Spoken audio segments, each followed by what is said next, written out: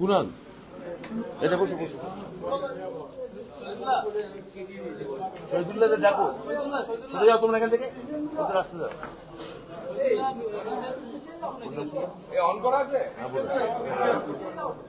এদিকে চলে এসো, একজন ওখানে যাও। শহীদুল্লাহ কই? তোমরা হ্যালো, এই দেখুন এখন বেশি কিছু বলার নেই, খুব সংক্ষেপে করছে, দেখ খুব সংক্ষেপে যাবো। না, বলো বলো। যাচ্ছি।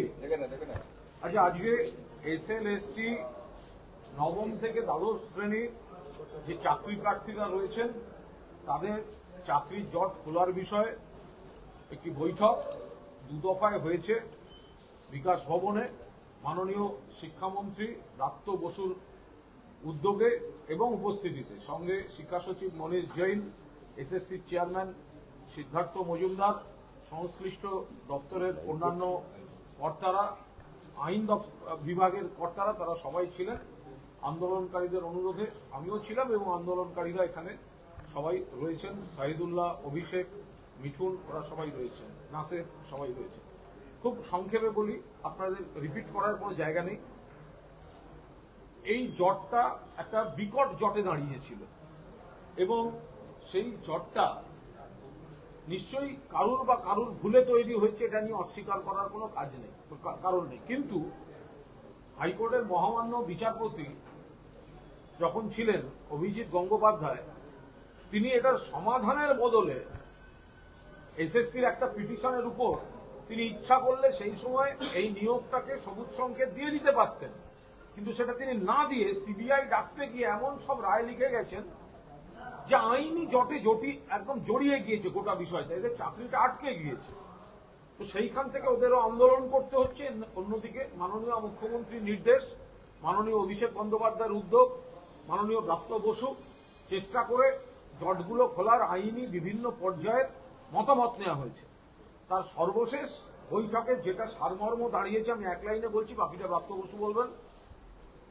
জট যে পুরো খুলে গেছে এই কথাটা বলা যাচ্ছে না, কিন্তু সরকার সদিচ্ছা নিয়ে এমন একটা জায়গায় এসে পৌঁছেছে, সমস্ত দিক খতিয়ে দেখে, এটা কিন্তু মুখের কথা ছিল না, অত্যন্ত জটিল জট। সেখানে আন্দোলনকারীরা যে ফর্মুলাগুলো দিয়েছেন সেই ফর্মুলাগুলো খতিয়ে দেখে একটা লাইন অফ অ্যাকশনের ব্লুপ্রিন্ট তৈরি করা গেছে, কিন্তু সেটা আইনি বৈধতা সাপেক্ষ। যদি সেই আইনি বৈধতা পাওয়া যায় তাহলে আন্দোলনকারীদের অনুরোধ মেনে এবং তাদের ন্যায্য যোগ্য প্রার্থীদের চাকরির কথা ভেবে সরকার অবিলম্বে নিয়োগ প্রক্রিয়া শুরু করবে। কিন্তু এটা আইনি বৈধতা পাবে কিনা সেই জন্য আজ মাননীয় এজির একটা অ্যাপয়েন্টমেন্ট সিক করা ছিল, সেটা হাইকোর্টে এসএসসির তরফ থেকে। কিন্তু আমরা ধন্যবাদ দিচ্ছি মাননীয় শিক্ষামন্ত্রী এবং মাননীয় শিক্ষা সচিবকে যে এখন হাইকোর্টে যে বৈঠকটি এসএসসির তরফ থেকে হওয়ার কথা ছিল সেখানে কিন্তু আমাদের সঙ্গে মাননীয় শিক্ষামন্ত্রী এবং শিক্ষা সচিব, আমরা এখন হাইকোর্টে যাচ্ছি। যে ফর্মুলাটা তৈরি হয়েছে সেটা যদি মাননীয় এজি অ্যাডভোকেট জেনারেল যদি সবুজ সংকেত দেন যে না এটা এগোনো যেতে পারে, সেক্ষেত্রে সরকার অবিলম্বে নিয়োগের প্রসেস শুরু করতে পারে। এখনো পর্যন্ত এইটুকু আমি মাননীয় শিক্ষামন্ত্রীকে বলছি, এ ব্যাপারে কিছু বলার না। আপনাদের সবাইকে ধন্যবাদ। আমাদের সত্যি এখন মাননীয় অ্যাডভোকেট জেনারেলের সঙ্গে আমাদের একটি মিটিং আছে, যে মিটিং আমাদের থাকার কথা ছিল না, যেটা আমার রাজনৈতিক সহকর্মী বন্ধু কুণাল ঘোষ এক্ষুনি উল্লেখ করলেন, যে আমরা ঠিক করেছি এই জটটা যদি আমরা কোনো রকমে যদি নিষ্পত্তি করতে পারি, এবং যে আন্দোলনকারীরা এখানে দিনের পর দিন রাস্তাঘাটে পড়ে থেকেছে, ঝড় জলে পড়ে থেকেছে, যারা এর জন্য বঞ্চিত হয়েছেন, তাদের যদি সুরাহা অন্তত খানিকটা আমরা করতে পারি, সেই লক্ষ্যের দিকে তাকিয়ে আমরা এই অ্যাডভোকেট জেনারেল তার সঙ্গে এখন এই মিটিংটা থাকবো বলে আমি নিজে গিয়ে এবং আমার শিক্ষা সচিব আমাকে সঙ্গে নিয়ে এই মিটিংয়ে থাকবো বলে আমরা মনস্থ করেছি। এই মিটিংয়ে থাকবেন হচ্ছে আমি থাকবো, কুণাল তো থাকবেন, আর আমাদের এসএসসি চেয়ারম্যান থাকবেন, আমাদের সচিব থাকবেন, আমাদের ল অফিসার থাকবেন, আমাদের স্কুল কমিশনার থাকবেন, আমাদের স্কুলের ডেপুটি সেক্রেটারি থাকবেন স্কুল ডিপার্টমেন্টের, এরা সবাই মিলে থাকবেন। আমি এই কথার সঙ্গে বেশি সময় নেই, আমি খালি এইটুকু অ্যাড করবো, তারপর নিশ্চয়ই শাহিদুল্লাহ অভিষেকরা একটা দুটো কথা বলবে। আমি যেটা খালি অ্যাড করে বলবো যে দেখুন, যেটা কুণাল বলেছেন তার সঙ্গে আমি যেটা বলতে পারি যে যখন জাস্টিস গাঙ্গুলি বিচারপতি ছিলেন, এই সেদিন দেখলাম যে তিনি বিজেপি নেতা হওয়ার পর তিনি একাধিক গণমাধ্যমে সাক্ষাৎকার দিয়েছেন এবং তিনি বলেছেন যে যখন তিনি রায় দিয়েছেন তার পেছনে তার বিচারক সত্তাই কাজ করেছে, কোনো রাজনৈতিক সত্তা কাজ করেনি।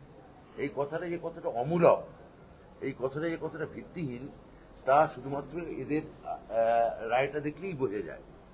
সেটা হচ্ছে যে যখন আমরা আমাদের রাজনৈতিক নেতৃত্বের সঙ্গে কথা মোতাবেক আমরা যখন একটা ডিসেম্বর মাসে 2022 সালে একটা ক্যান অ্যাপ্লিকেশন এসএসসি করে, এসএসসি ক্যান অ্যাপ্লিকেশন করে জানতে চায় যে এক সুপার নিউমারি পদ যদি আদালত মনে করে যে এটা ভ্রান্ত, তাহলে আপনি কি অনুগ্রহ করে এটা আমাদের বলবেন যে এটা আমরা নিয়োগ দিতে পারি নাকি এটা আপনি বাতিল করবেন। এক। দুই, যদি সুপার নিউমারি পদ আমাদের আপনি বলেন যে এটা ভ্রান্ত, এটা বাতিল করতে হবে, এসএসসি বাতিল করতে রাজি আছে। সেক্ষেত্রে দ্বিতীয় পদ, যারা এই র্যাঙ্ক জাম্পিং এর ফলে মেধা তালিকা থেকে যারা বঞ্চিত হলেন, তাদের যোগ্যতা ধরে ধরে এসএসসি যদি চাকরি দেয়, সেইটাও কি আপনি বলে দেবেন। এই দুটি অপশন যখন এই এসএসসি ওই 22শে ডিসেম্বরের মানে 22শে সেপ্টেম্বর যখন চায় 2022 সালে, তখন সেই ক্যান অ্যাপ্লিকেশনকে জাস্ট কার্যত ডাস্টবিনে ফেলে দিয়ে জাস্টিস গাঙ্গুলি তখন যেটা করেন সেটা হচ্ছে যে একটা নির্দিষ্ট মাথা খুঁজে বার করতে হবে, কারণ এই অ্যাপ্লিকেশন নাকি আসলে এসএসসির নয়। এসএসসি চেয়ারম্যান দাঁড়িয়ে ওখানে বলছেন যে না, এটা আমাদেরই তৈরি করা, আমরা সদিচ্ছা নিয়ে এসেছি। মহামান্য ধর্মাবতার, আপনি খালি অনুগ্রহ করে বলে দিন আমরা কোন পন্থাটায় যাব, কেননা ছেলেগুলির জন্য আমাদেরও খারাপ লাগছে। ছেলেগুলিকে আমরা চাকরি দিতে চাই, হ্যাঁ অবশ্যই আইনি পন্থায় চাই, যোগ্যতার ভিত্তিতে চাই। সেটা উনি এটা না করে কার্যত তার মাথা কে আছে সে মাথা খুঁজতে গেলেন। তার মানে এই রায়টা আমি মহামান্য আদালতের কাছে এখন আমরা জানতে চাইব এবং আপনাদের কাছেও বলতে চাইব যে আপনারা বলুন যে এটা উদ্দেশ্য প্রণোদিত রায় ছিল কি ছিল না। আমি এটা আপনাদের কাছে জানতে চাই, আমি এটা বিরোধী দলের কাছে জানতে চাই। এখন ফলে কি হচ্ছে, এই ছেলেগুলি সেই রাস্তায় পড়ে রইল। উনি ওনার রাজনৈতিক কেরিয়ার বানানোর জন্য উনি চলে গেলেন বিজেপিতে, আমি ছুটছি এজির অফিসে। এরা ওই ঝড় জল এটার মধ্যে পড়ে রইল এবং আপনারা গণমাধ্যম কাউকে ভগবান করেন, কাউকে হয়তো একাংশ, কাউকে হয়তো শয়তান করেন, এবং আমরা আপনারা আপনাদের রাজনৈতিক পক্ষপাত বা পক্ষপাতহীনতা সমস্ত কিছু নিয়েই অবিচল থাকবে। মানে ব্যাপারটা সাররিয়াল হয়ে গেল, একটা অদ্ভুত একটা জগৎ তৈরি হলো যে আমরা এজির কাছে যাচ্ছি, ওরা আন্দোলন করেই যাবে। কেউ কেউ বিজেপিতে তার কেরিয়ার বানাতে এমপি হওয়ার জন্য লক্ষ্য নিয়ে চলে গেলেন। তো তাহলে এই ছেলেগুলোর কি হবে? এই ছেলেগুলো তাহলে কি করবে? এই ভাবনাটা কে ভাববে? তাহলে বিষয়টা কি? বিষয়টা একটা রাজনৈতিক দলকে টার্গেট করা, পারসেপশন তৈরি করা, আমরা সামাজিকভাবে আমাদের বদনাম দেওয়া, আমরা যারা তৃণমূল করি, অথচ ছেলেগুলির পাশে এখন আর কেউ নেই, বিরোধী দলও নেই, কেউ নেই। বিরোধী দল চলে যাচ্ছেন, যেতেই পারেন গণমাধ্যমে, সেখানে গিয়ে বক্তব্য রাখছেন। এবং ফাইনালি শেষ যেটা দেখা গেল যে বিজেপি নেতা ওদের বললেন যে না, তোমরা আন্দোলনকারী নও, তোমরা হচ্ছে আসলে দালাল। এইটা হচ্ছে, তাহলে এই ব্যাপারটা আমি সাররিয়াল ছাড়া কি বলবো? এটা একটা অদ্ভুত জায়গায় আমাদের ঠেলে ফেলা হয়েছে। আমরা আশা করছি মহামান্য এজির কাছে গিয়ে একটা সদিচ্ছা, একটা সদুত্তর পাবো, এবং এটাও আমরা ওদের চাকরি দেওয়ার ক্ষেত্রে আইনি পন্থায় যোগ্য লোকদের চাকরি দেওয়ার ক্ষেত্রে আশাবাদী, জট ছাড়ানোর ব্যাপারে আশাবাদী। এবার আমি বলবো যে যে বিচারক বলেছিলেন, যে রাজনৈতিক নেতা বললেন যে তিনি যখন বিচারক ছিলেন তখন তার প্রত্যেকটি পদ, তার প্রত্যেকটা রায় তিনি আইন মেনে দিয়েছেন। আমি আপনাদের কাছে জানতে চাইছি, এটা কি ধরনের আইন, এটা কি ধরনের রায়, এটা কি ধরনের বিচার? তারপর আপনি তার একটা সলিউশন না দিয়ে মেয়াদ ফুরোনোর আগে পদত্যাগ করে চলে গেলেন ভোটে লড়তে। ফাইন, যেতেই পারেন, গণতন্ত্র কেউ যেতেই পারে, কিন্তু ছেলেগুলির তাহলে কি হবে? এখন আমি যদি আপনাদের কিছু বলার থেকে শাহিদুল্লাহ আপনারা বলুন, আমাদের মিটিং আছে। একটা জিনিস শুধু মাথায় রাখুন যে দান ভাই। বাম জমানায় এরকম প্যানেলের ভুরি ভুরি অনিয়ম ছিল। দলদাস ক্যাডার ছাড়া তাদের পরিবারের কেউ বাইরে কেউ চাকরি পায়নি, সব সিপিএম পরিবার, বামফ্রন্ট পরিবার। বিজেপি রাজ্যগুলিতে দুনিয়ার অনিয়ম ঘটছে, ব্যাপক ব্যাপক। এই যে কোথাও কোনো ভুল থাকলে জট খোলার উদ্যোগ সরকারের তরফ থেকে, শাসক দলের তরফ থেকে, শিক্ষামন্ত্রী নিজে ছুটছেন হাইকোর্টে এজির সঙ্গে জট খোলার পদ্ধতি নিয়ে, এই ভুল হলেও সংশোধনের এই চেষ্টা ভূভারতে এর আগে কোথাও হয়নি। হ্যাঁ বলুন, আপনারা বলিনি, আমরা বেরিয়ে যাবো, তার প্রশ্ন নিতে হবে। আমরা বলে দিই, একটু ধৈর্য ধরুন মিনিমাম। বলা বলতে মাননীয় শিক্ষামন্ত্রী এবং তৎসহ ওনার সঙ্গে আরো যারা যাচ্ছেন বিশিষ্ট আধিকারিক, আমাদের মধ্যস্থতাকারী হিসাবে মাননীয় কুণাল ঘোষ মহাশয় আছেন, মাননীয় এজির কাছে যাচ্ছেন। আমাদের নিয়োগ সংক্রান্ত যে সমস্যা আছে সেই সমস্যার সমাধানের উদ্দেশ্যে একটা সঠিক ওয়ে নির্বাচন করার উদ্দেশ্যে যাচ্ছেন। তো সেই উদ্দেশ্য সফল হোক, এটুকুই আমরা চাইবো। আমরা বঞ্চিত চাকরি প্রার্থী, বিভিন্নভাবে আমরা বঞ্চিত হয়েছি, সেই বঞ্চনার অবসান একমাত্র করা সম্ভব সঠিক ওয়েতে গিয়ে মাননীয় শিক্ষামন্ত্রীর উদ্যোগে এবং আইনি পথে মাননীয় এজি সাহেবের সুপরামর্শক্রমে সঠিকভাবে আমরা এগিয়ে যেতে পারবো এমনটা আশা করছি। হ্যাঁ বলুন এবার। ব্লু প্রিন্ট মানে ওরকম ব্লু প্রিন্ট নয়, এজি যেটা আমাদের বলবেন সেইভাবে আমরা এগোবো। এটা যদি তোমার কিছু বলার থেকে বলো। এটা একটা পদ্ধতি, যে ওনারাও একটা জট খোলার তো একটা পদ্ধতি আছে। এরপর এটা হবে, এটা হলে এইভাবে তাহলে নিয়োগ প্রক্রিয়াটা শুরু করা যায়, সেটা ওনারাও একটা ফর্মুলা দিয়েছিলেন।